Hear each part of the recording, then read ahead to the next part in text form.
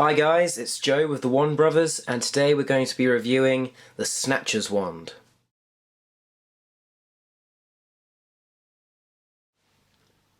Okay, so here we have the Snatchers Wand. It's one of the 40 new wands to be released by the Noble Collection to coincide with the new Deathly Hallows film. And one of the big differences straight away with this wand is usually on the front of the boxes you get a little character name which tells you who the wand belongs to. But obviously this wand is just the Snatchers Wand. We don't know who the Snatcher is. He's just a kind of nameless character. So we've got the Harry Potter and the Deathly Hallows logo instead, which I think looks quite nice. It stands out quite nicely in the black that they've done it in, and it makes this wand a bit unique. So the wand comes in the standard black cover, which comes with all the new wands, and then underneath you've got a lovely, nice, vibrant blue wand box. So let's take a look at the wand inside. As with all the other wands, you get a little protection piece of foam just to cover the wand up, and you get a little name tag, which is just in the end of the box. And this tag, like not like the front of the box, it doesn't have the logo on it. It just says Snatcher Wand. So yeah, very descriptive in terms of character name. But let's get on to the main event and take a look at the wand. Now this wand is very unique and I really like it. It's going for a realistic wooden look, which I think has been pulled off really well here. The Noble Collection have this fantastic knack of being able to make resin look just like real wood, and I think, as you'll agree, they've done a really good job with this one. This one's got quite a rotten look to it, quite an old manky bit of wood, but I don't know, if the Snatcher really was this horrible guy, then I think it reflects on his personality quite nicely. Now you may have noticed, for a start, this wand is bent. It's not a straight one like most of the others. It's curved at the handle, and I think, well, that gives it quite a nice grip to it. It gives it quite a nice natural way to hold, which I think is really good. Now it's a very short wand in comparison to most Noble Collection wands. This one is 11 inches, which I believe makes it the smallest wand. Correct me if I'm wrong. Mad Eye Moody's was pretty short as well, but I think they're around the same length.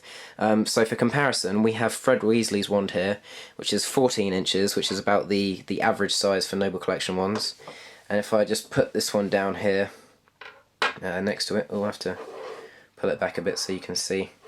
You'll see how much shorter it is.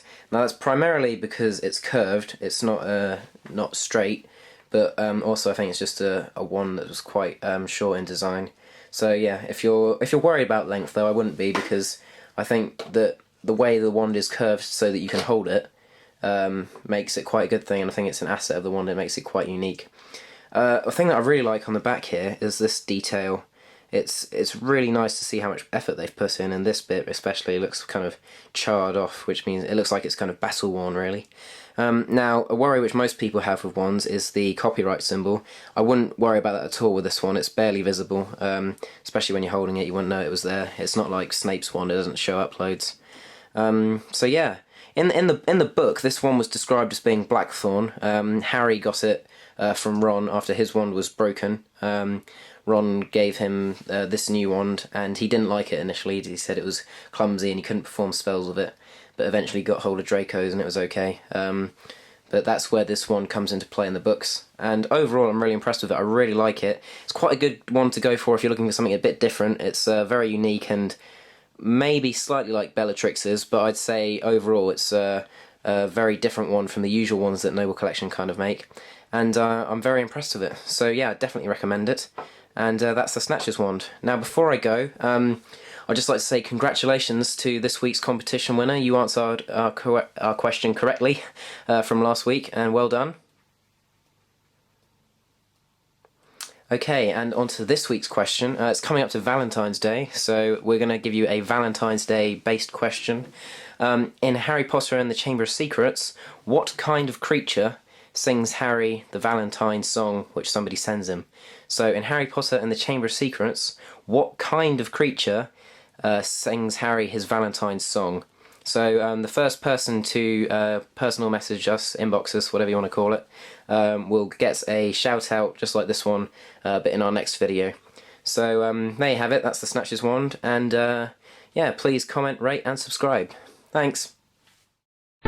applied first for the Defence Against the Dark Arts post, is that correct? Yes. But you were unsuccessful? Obviously.